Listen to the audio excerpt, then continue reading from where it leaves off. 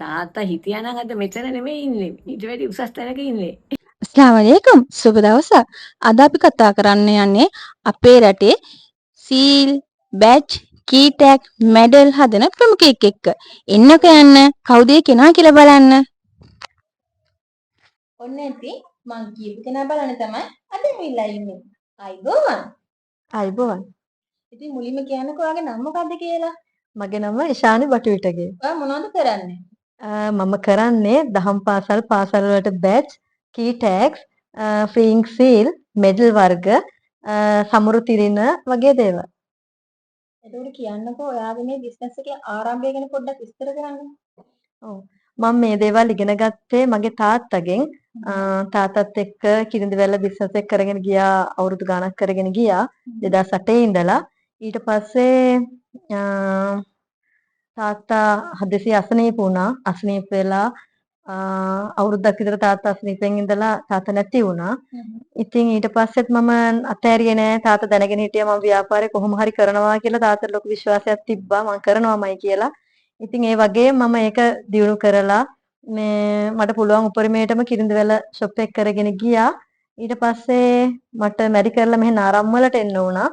ඉතින් ඊට පස්සේ මට මේ දේවල් අතාරින්න වුණා. ඒ කියන්නේ අතාරින්න කියන්නේ ඇත්තටම ඒ කාලේ කොවිඩ් 2020 කොවිඩ් තිබුණා. ඊට පස්සේ බබා චූටි මෙහෙ ඉඳලත් මම කිරිඳිවැල ගියා බස් එකේ උදේ හවහ බස් එකේ ගියා ආවා.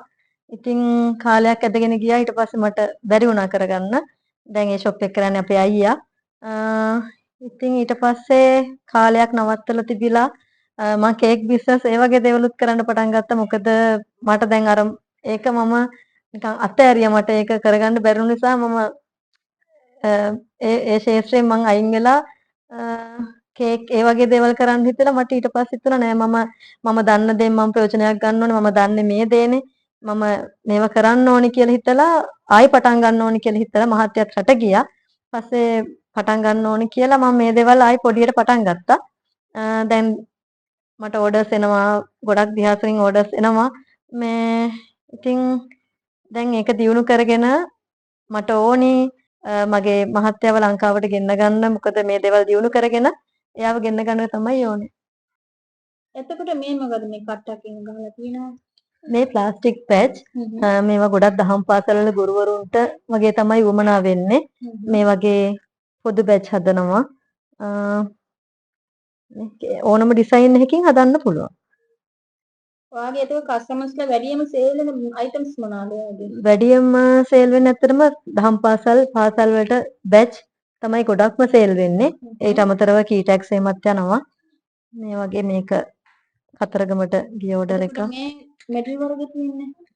මෙඩල්ස් පිත්තල, සිල්වර්, බ්‍රෝන්ස් කියන තුනෙන්ම හදනවා.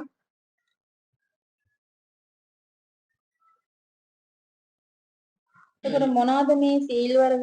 එතකොට මේ මොනවද මේ තියෙන මේවා?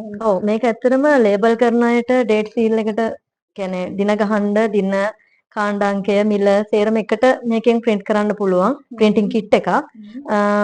මේකේ අකුරු අමුණලා ඔයාලට ඕන විදිහට කස්ටමර්ට ඕන විදිහට සෙට් කරගන්න පුළුවන්. එතකොට මේ සීල් වර්ග මොනවද?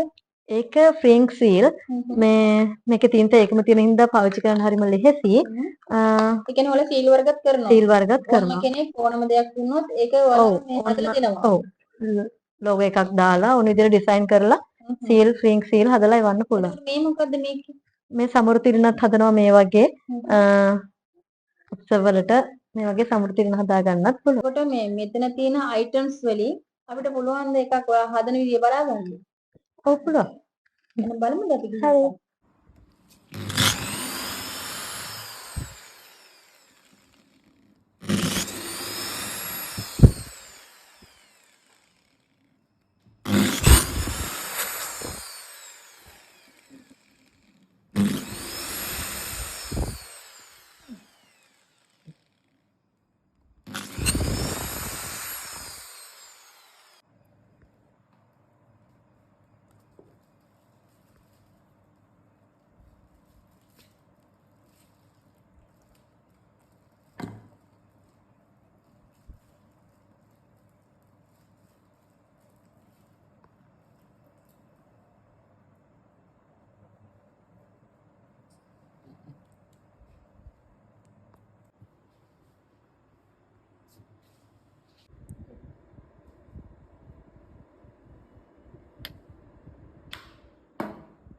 එතකොට ඔයා මේ බිස්නස් එක කරද්දී ඔයා මුහුණ දුන්න අභියෝග මොනවද?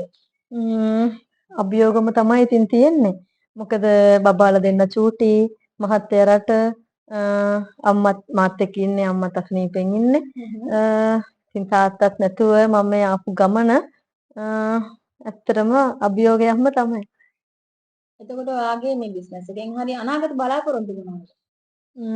මගේ අනාගත බලාපොරොත්තුව මගේ බිස්නස් එක පුළුවන් උපරිමෙන් දියුණු කරගෙන මහත්තයාව ලංකාවට ගෙන්න ගන්න එක තමයි ලොකුම බලාපොරොත්තුව. ඒ කියන්නේ බබාලා චූටි යාලට යාලගේ තාත්තගේ සෙනෙහස ලැබෙන්නේ නැහැ.